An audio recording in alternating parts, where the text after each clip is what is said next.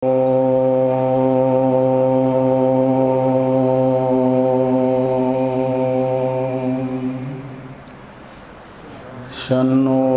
मित्रः शं वरुणः शन्नो भवत्वर्यमा शन्न इन्द्रो बृहस्पतिः शन्नो विष्णुरुक्रमः। नमो ब्रह्मणे नमस्ते वायो त्वमेव प्रत्यक्षं ब्रह्मासि त्वामेव प्रत्यक्षं ब्रह्म वदिष्यामि ऋतं वदिष्यामि सत्यं वदिष्यामि तन्मामवतु तद्वक्तारमवतु अवतु माम् अवतु वक्तारम्। ॐ शान्ति शान्ति शान्तिः। शङ्करं शङ्कराचार्यं केशवं बादरायणं सूत्रभाष्य भगवन्तौ पुनः पुनः ईश्वरो गुरुरात्मेति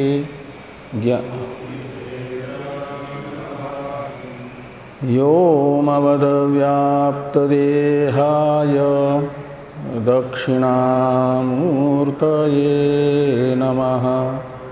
ॐ शान्ति शान्ति शान्तिः।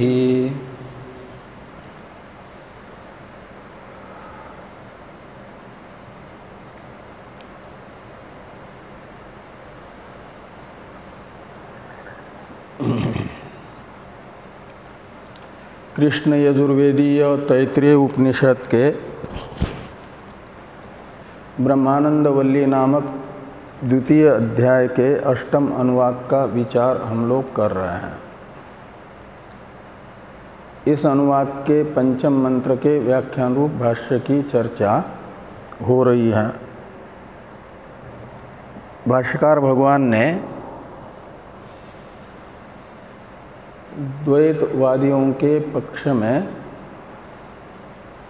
दोष बता करके उसका निराकरण कर दिया।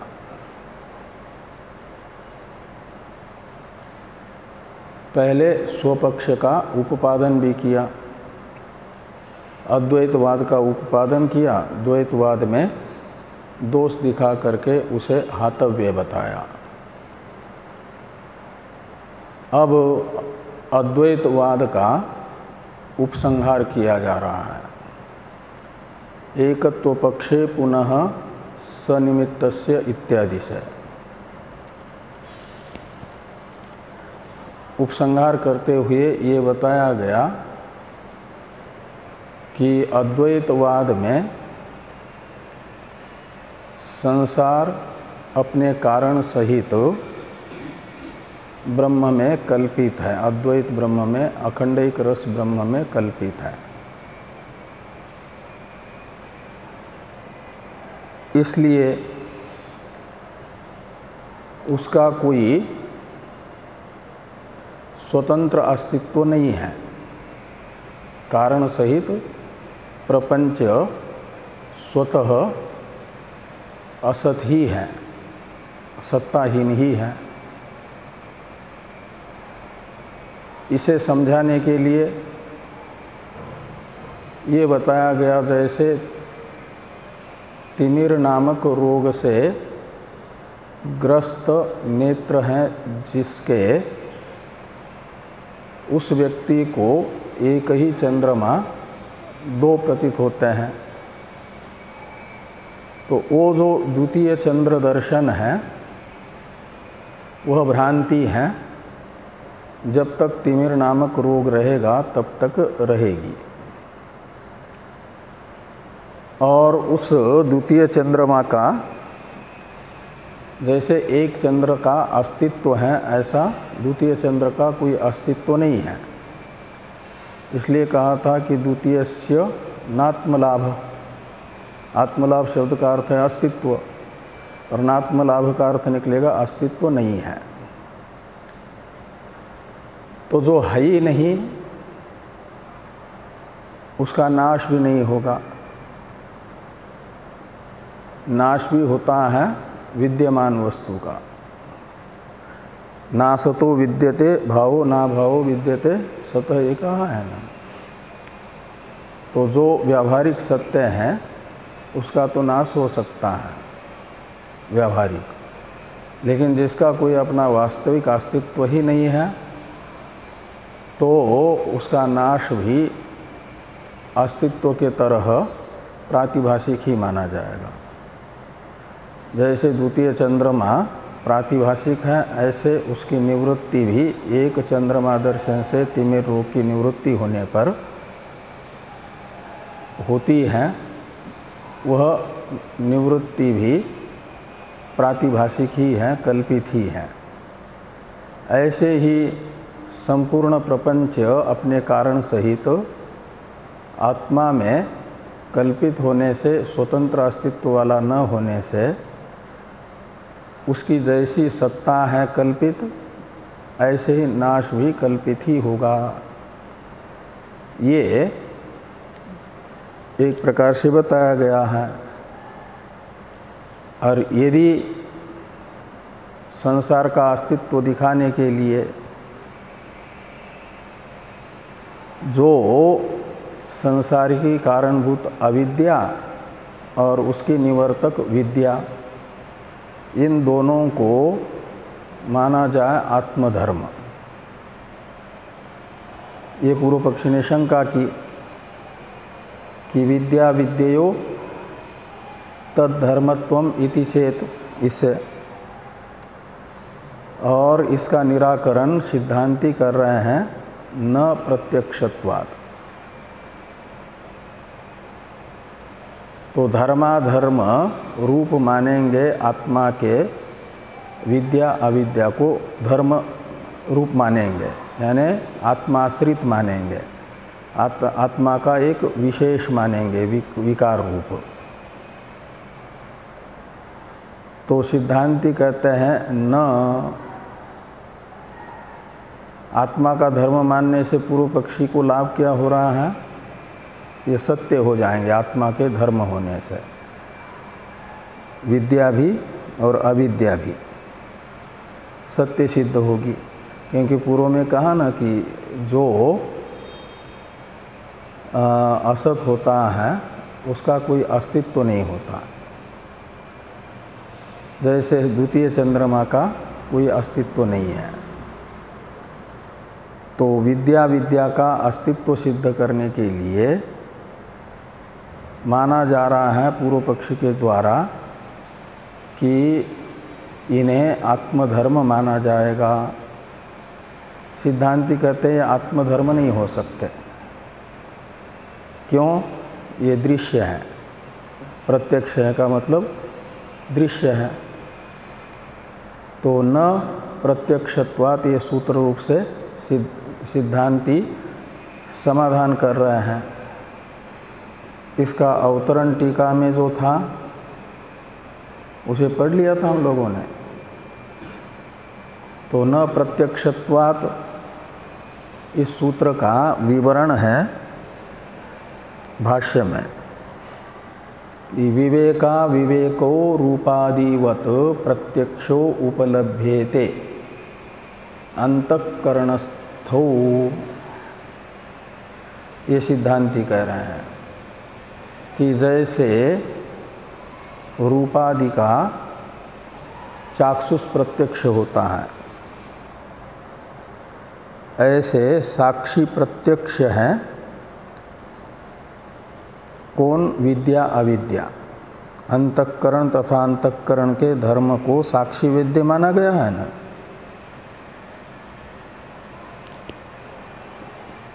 तो रूप जैसे रूपादि, इसमें आदि शब्द से रस शब्द और गंध, इन सब को लीजिए, शब्द को भी। तो ये रूपादि विषय जैसे तत्तद इंद्रिय ग्राह्य है, प्रत्यक्ष प्रमाण से ग्राह्य जो होगा उसे, उस विषय को भी प्रत्यक्ष कहा जाता है ना। तो रूपादि प्रत्यक्ष हैं। ऐसे प्रत्यक्ष होने से क्या हुआ कि जिसको रूपादि का प्रत्यक्ष हो रहा है उस प्रमाता का ये धर्म नहीं है रूपादि। रूपादि तो ज्ञेय हो गए ना, वो ज्ञाता का धर्म नहीं होंगे। वेद्य जो है वेदता से अलग होगा। तो रूपादि दृश्य होने से जैसे नहीं है वेदता के धर्म, प्रमाता के धर्म, अपितु बाह्य घटादि के धर्म है रूपादि। ऐसे ही प्रत्यक्ष यानी रूपादि प्रत्यक्षो उपलभ्यते। कौन प्रत्यक्ष उपलब्ध हो रहे हैं? तो ये विवेका विवेको, और इनका विशेषण है अंतःकरणस्थौ। तो अंतःकरणस्थो विवेका विवेकौ प्रत्यक्षो उपलभ्येते, ऐसा अन्वय करिए। तो अंतःकरण में स्थित जो विवेक यानी विद्या और अविवेक यानी अविद्या, ये दोनों प्रत्यक्ष उपलब्ध हो रहे हैं। जैसे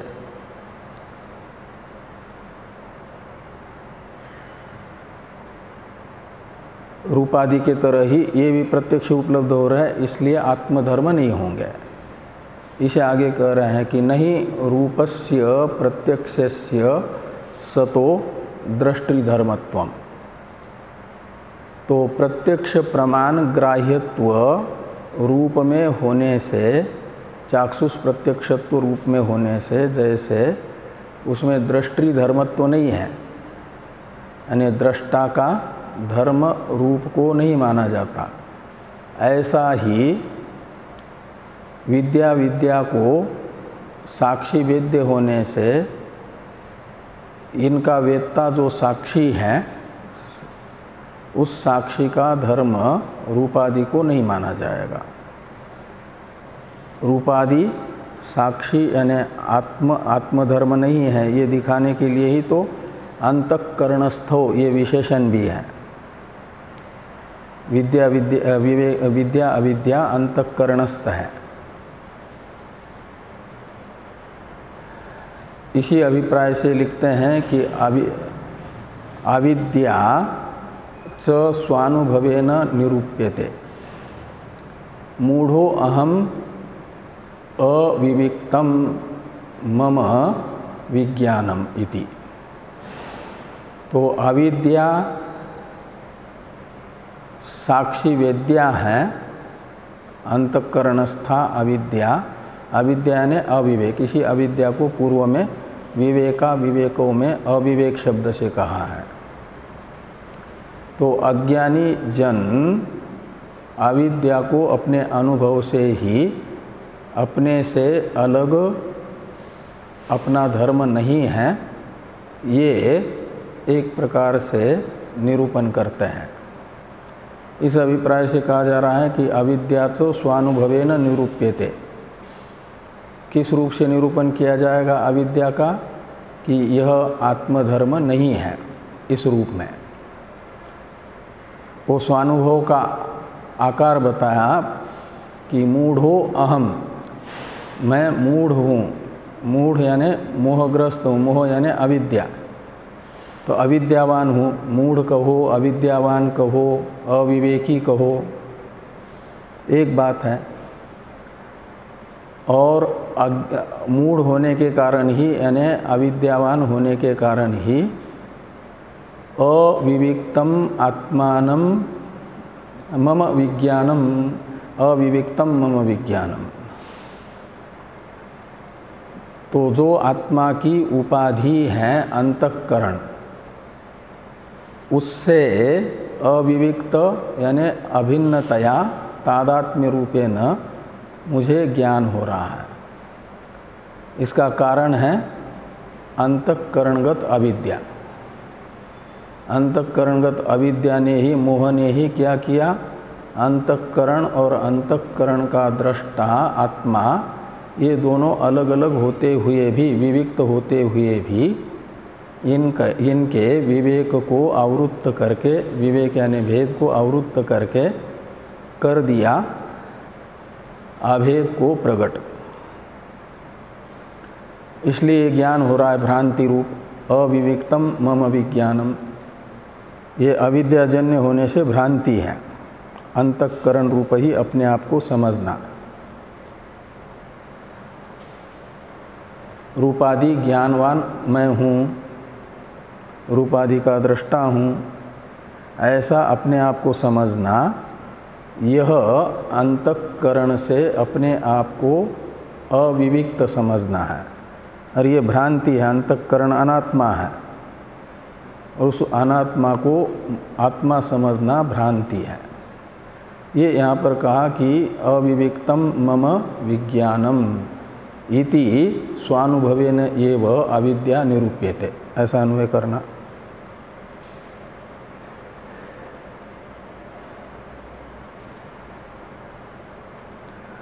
और आगे हैं तथा विद्या विवेको अनुभूयते। तो जैसे अविद्या का अनुभव हो रहा है, ऐसे विद्यारूप जो विवेक है उसका भी अनुभव हो जाता है। या विद्या विवेको अनुभूयते से इसमें विवेक शब्द का अर्थ भेद करते हैं, यदि अंतःकरण और आत्मा का भेद, वह विद्यया अनुभूयते, ऐसा ऊपर से विद्यया विवेको अनुभूयते, ऐसा तृतीया तत्पुरुष समास समझना। नहीं तो कर्मधारय समास करते हैं तो विद्यारूप जो विवेक, अविद्यारूप है अविवेक और विद्यारूप हो जाएगा विवेक, और उस विद्यारूप जो विवेक है उसका भी अनुभव होता है। वो भी तो अंतःकरण की वृत्ति ही है ना, विद्या भी तो अंतःकरण की वृत्ति रूप ही होने के कारण कहते हैं विद्या भी, विद्यारूप विवेक भी अनुभूयते, आत्मविवेकतया उसका बोध होगा विद्या का भी। इसलिए क्या किया जाता, कहा जाता है, व्यवहार होता है कि उपदिशन्ति च अन्येभ्य आत्मनो विद्याम बुधा। बुधा यानी ज्ञानिनः, तत्वदर्शी जो ज्ञानी हैं वे अन्येभ्य जिज्ञासुभ्य, अन्य जो जिज्ञासु हैं उन्हें आत्मनो विद्याम उपदिशन्ति, आत्मविद्या का उपदेश करते हैं। यदि बोधा से, तत्वदर्शी से विद्या अनन्य होगी, स्वरूभूत धर्म होगी, बोधा का ही धर्म होगी विद्या, तो उसका उपदेश कैसे होगा? वो तो उपदेशकर्ता कोटि में चला जाएगा। विद्या ये आत्मधर्म मानेंगे, बोधा का धर्म मानेंगे, तो वो उपदेष्टा का विशेषण बनकर के रहेगी। वो उपदेश का कर्म नहीं बनेगी, कर्तृकोटि में चली जाएगी। लेकिन यहाँ पर ये व्यवहार होता है कि बुधा अन्यभ्य आत्मनो विद्याम उपदिशन्ति। ये व्यवहार ये बता रहा है शब्द प्रयोग कि उपदेशकर्ता बुध अलग है, बुध यानी तत्वज्ञ एवंविद, वो अलग है और आत्मविद्या अलग है, उपदिश्यमाना। और दूसरे जो हैं जिज्ञासुजन क्या करते हैं, तत्वदर्शी के द्वारा उपदिष्ट आत्मविद्या का अवधारण करते हैं, ग्रहण कर लेते हैं। इसलिए कहते हैं तथा च अन्ये अवधारयन्ति, और दूसरे वैसा ही जैसा उपदेश किया ऐसा ही निर्धारण करते हैं, निश्चय कर लेते हैं जिज्ञासुजन। तस्मात्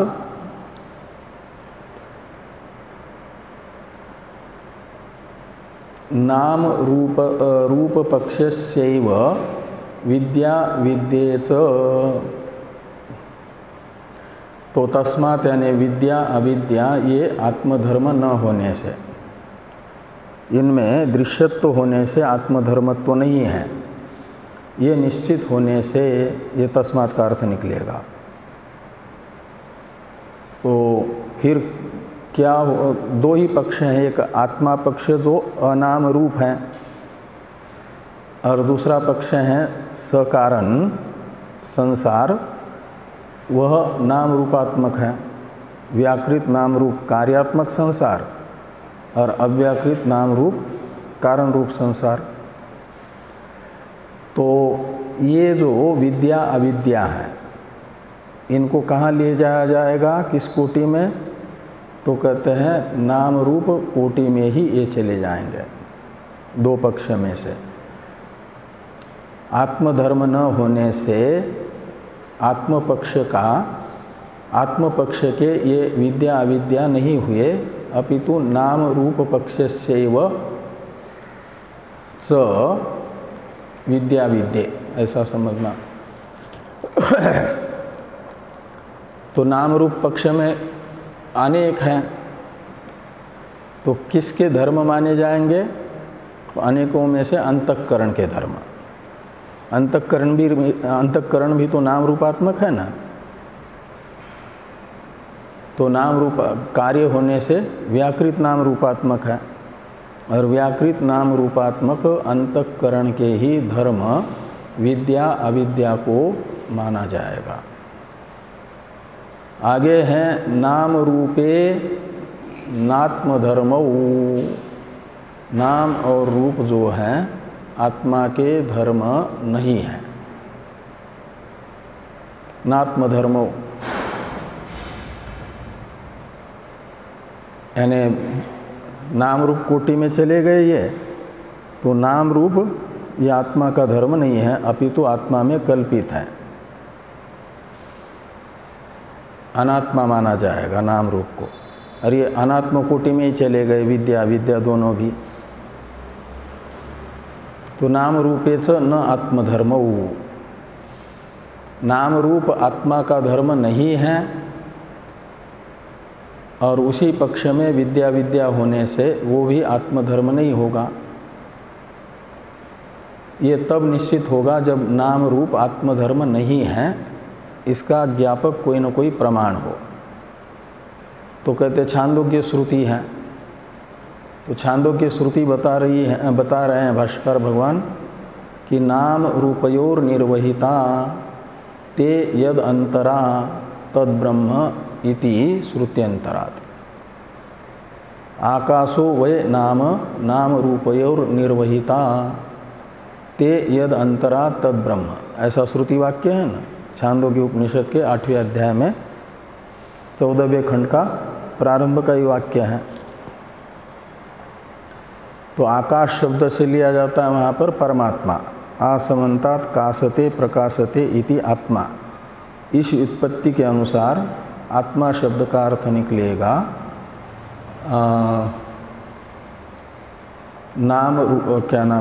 आकाश शब्द का अर्थ निकलेगा आत्मा।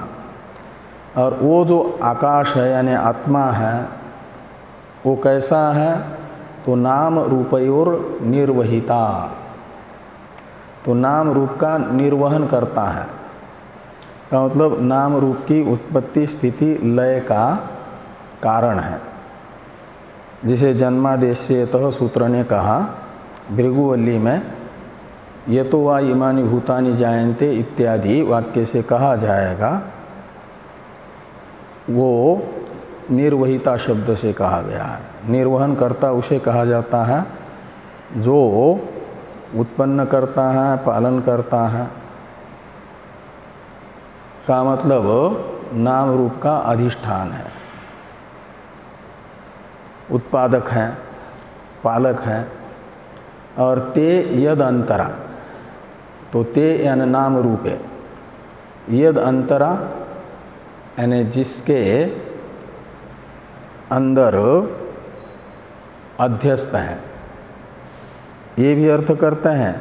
और यद अंतरा का मतलब अंतर शब्द का अर्थ अन्यद भी करते हैं। तो ते यानी नाम रूपे यद अंतरा का अर्थ निकलेगा यस्मात् अन्य, नाम रूप जो है उससे अलग है, अनात्म कोटि के हैं। अंतरा शब्द का अर्थ अन्यत करेंगे।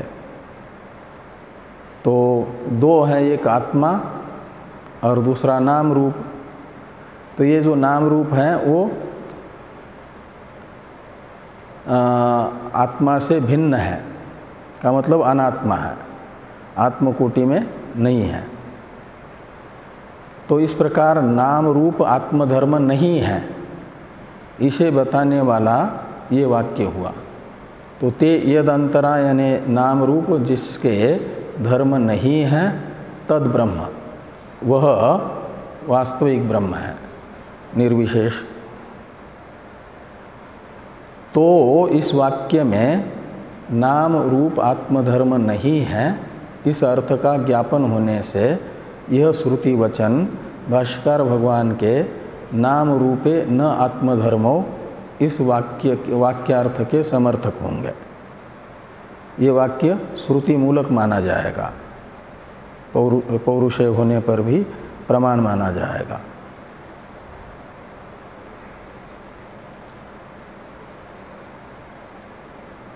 अब थोड़ी सी टीका है, टीका को देखिए। तेच पुनः इत्यादि का अवतरण भी है टीका में।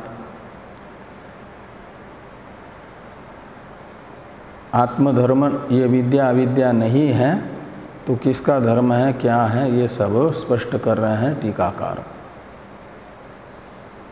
कि चिन्मात्र तंत्रा अनादि अनिर्वाच्या अविद्या अंतःकरण रूपेण परिणमते। पुराने पुस्तक में तंत्र में ह्रस्व आकार की मात्रा है, होना चाहिए दीर्घ।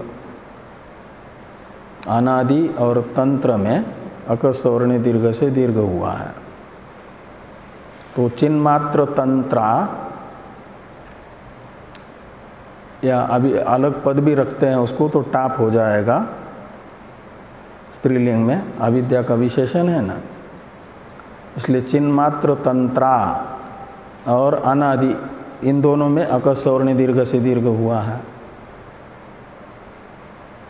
और अनादि एक विशेषण है, चिरमात्र तंत्रा एक विशेषण है, और अनिर्वाच्या एक विशेषण है अविद्या का। तो चिन्मात्र वस्तु तो है आत्मा, और आत्मतंत्रा का अर्थ निकलेगा आत्माधीन, यानी आत्मा में कल्पित, अध्यारोपित। इसलिए आत्मा की सत्ता से सत्तावती, ये चिन्मात्र तंत्र का अर्थ निकलेगा।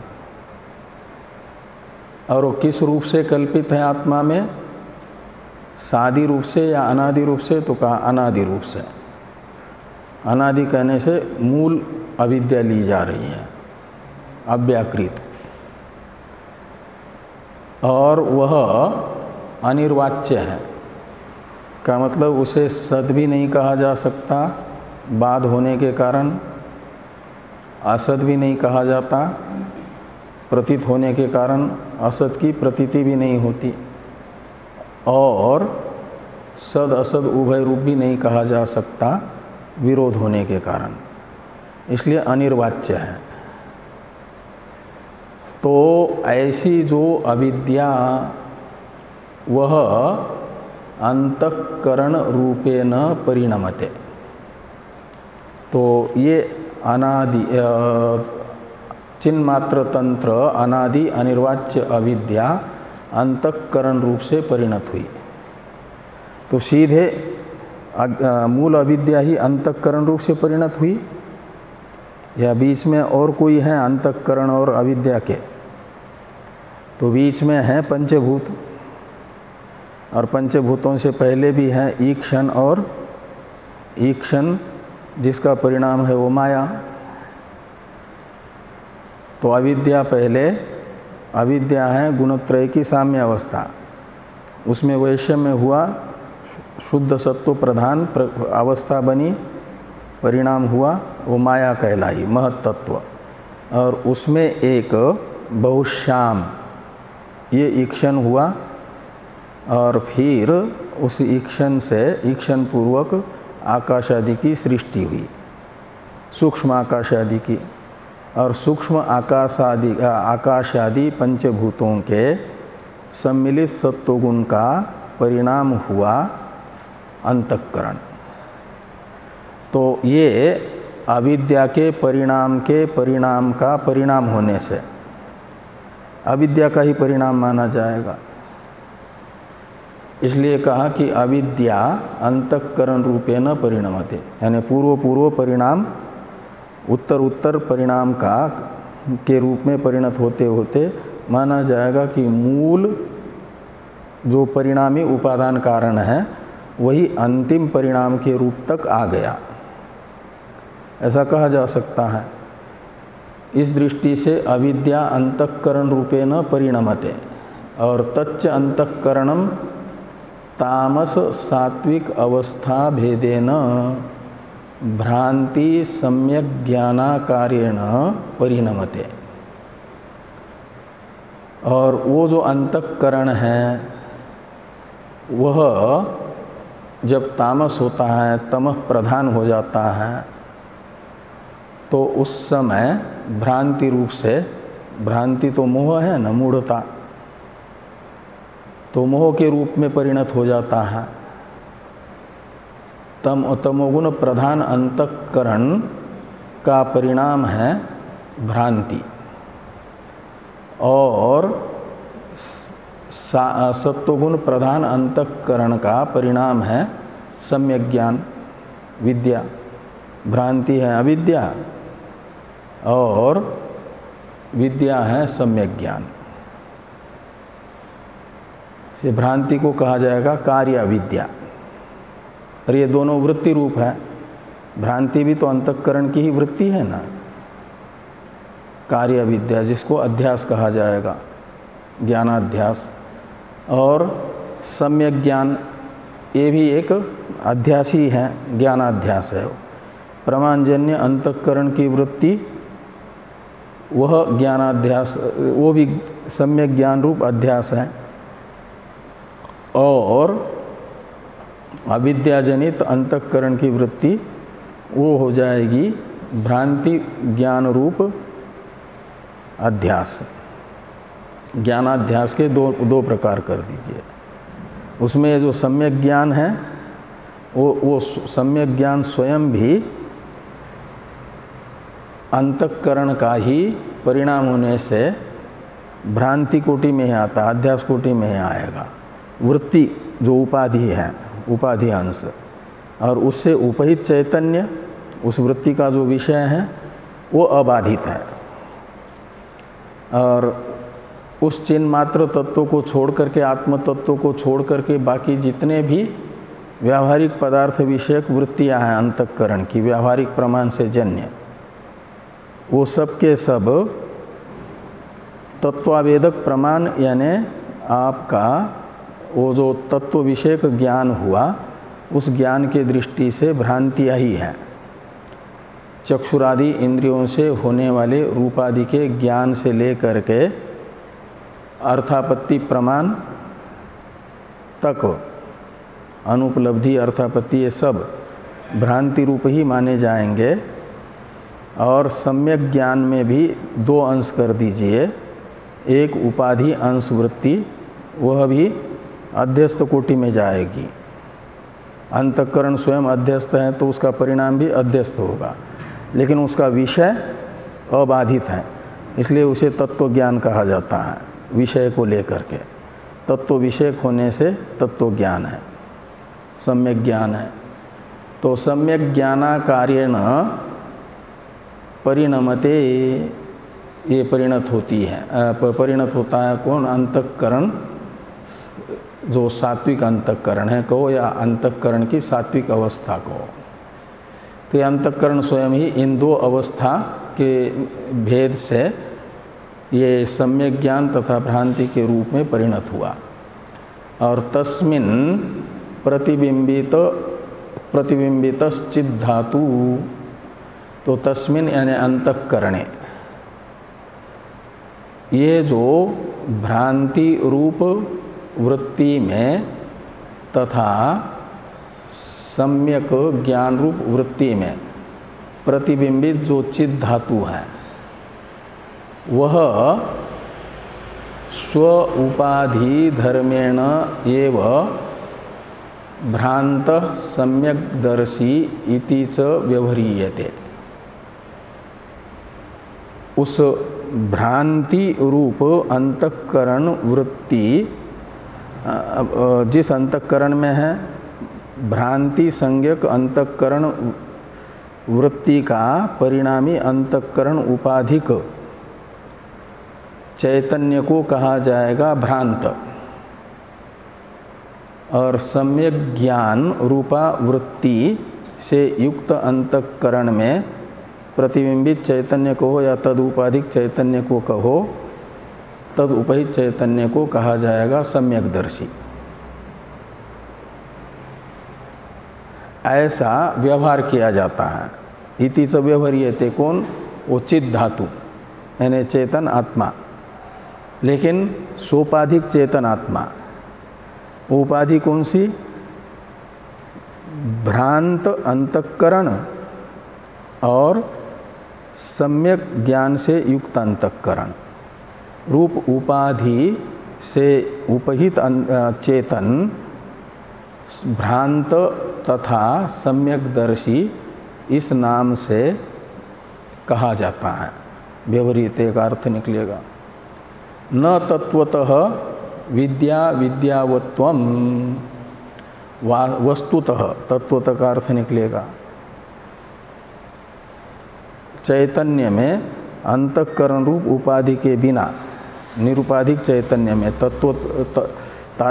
तत्व तो निरुपाधिक चैतन्य है ना, और उस निरुपाधिक चैतन्य रूप तत्व के दृष्टि से विद्या अविद्यावत्व चेतन में नहीं है। ये विद्या अविद्यावत्व चेतन में अंतःकरण उपाधि को लेकर के है, सोपाधिक में है। इत्याह, इस अभिप्राय से भाष्कर भगवान ये वाक्य लिखते हैं कि ते च पुनः नाम रूपे सवितरी अहोरात्रे इव कल्पिते न परमार्थतो विद्यमाने। तो ते च पुनः नाम रूपे, ये जो नाम रूप है अनात्म पदार्थ, वह आत्मनि कल्पिते, आत्मा में कल्पित होने से माना जाएगा न परमार्थ तो विद्यमाने। तो वस परमार्थत यानी वस्तुतः विद्यमान आत्मा में यह नाम रूप नहीं है। अब नाम रूप आत्मा में कल्पित हैं, वास्तविक नहीं है, इसे समझाने के लिए बीच में एक दृष्टांत बताया, सवितरी इव अहोरात्रे। तो इव शब्द का अर्थ है यथा। तो जैसे सूर्य में दिन और रात नहीं है, मधु विद्या के छांदोग्य में मधु विद्या पढ़ी है ना, तो वहाँ मधु विद्या क्यों नहीं पढ़ी? छांदोग्य पूरा हुआ और मधु विद्या नहीं पढ़ी। अच्छा, वो नहीं, वो पहले में ही आता है। अच्छा, 6, 7, 8 3 ही अध्याय पढ़ लिए हैं। अच्छा, तो तीसरे संभवतः तीसरे अध्याय में ही मधु विद्या आती है या चौथे में, ऐसा कुछ है। तो ये जो मधु विद्या है तीसरे में ही आती है। वहाँ पर ये कहा वो क्रम मुक्ति का हेतु है ना, तो सविता है वहाँ मधु सूर्य को कहा गया और मधु दृष्टि से उसकी उपासना, और फिर उपासना करते करते उपासना का परिपाक जिस साधक का हो गया वो सिद्ध हो गया, तो सूर्य के वास्तविक स्वरूप में स्थित हो जाता है। तो फिर समाधि से उत्थित होने के बाद किसी ने पूछा, आप इस समय जहाँ से आए हैं वहाँ दिन और रात कैसी हैं? तो उन्होंने कहा, वहाँ दिन और रात कुछ भी नहीं होता, न सूर्य का उदय होता है वहाँ, न सूर्य का अस्त होता है, अपितु एकल एव स्थाता। सूर्य का उदय सूर्य की दृष्टि में हुआ है क्या कभी? सूर्योदय तो है हम लोगों की दृष्टि में, रात्रि में सूर्य दर्शन नहीं हो रहा है तो सूर्यास्त के बाद सूर्योदय के पहले तक माना जाता है रात्रि है, और सूर्य दर्शन प्रारंभ हुआ और सूर्य का अदर्शन होने तक दिन माना जाता है। लेकिन सूर्य को कभी अपना आदर्शन होता ही नहीं है, वो स्वयं प्रकाश होने से अपना स्वरूप तो हमेशा प्रकाशित होता ही रहता है ना। इसलिए सूर्य को पूछ लो दिन है कि रात है तो कहेंगे सूर्यदेव कि हमने कभी न दिन देखा है न रात देखी है। तो फिर हम अविवेकी के दृष्टि से, हमारी दृष्टि से सूर्य में दिन और रात जैसे कल्पित है, सूर्य निमित्तक मानी जाती है, ऐसे ही आत्मा में कल्पित है, नाम रूप पारमार्थिक नहीं है। ये यहाँ पर समझाया गया। अब अभेदे इत्यादि की अवतरण टीका भी है, इसकी चर्चा हम लोग करते हैं कल।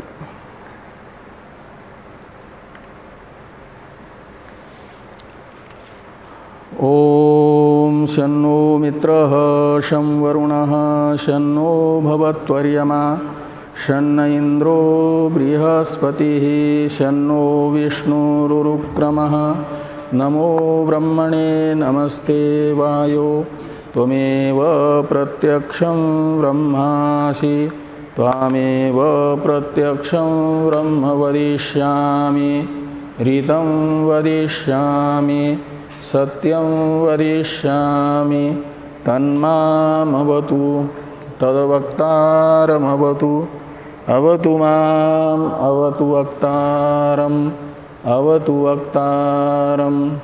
ओम शांति शांति शांतिः।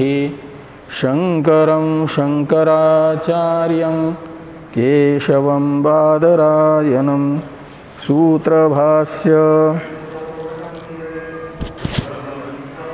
पुनः पुनः ईश्वरो गुरुरात्मेति मूर्तिभेद विभागिने व्योमवद्व्याप्तदेहाय दक्षिणामूर्तये नमः। ओम शांति शांति शांति।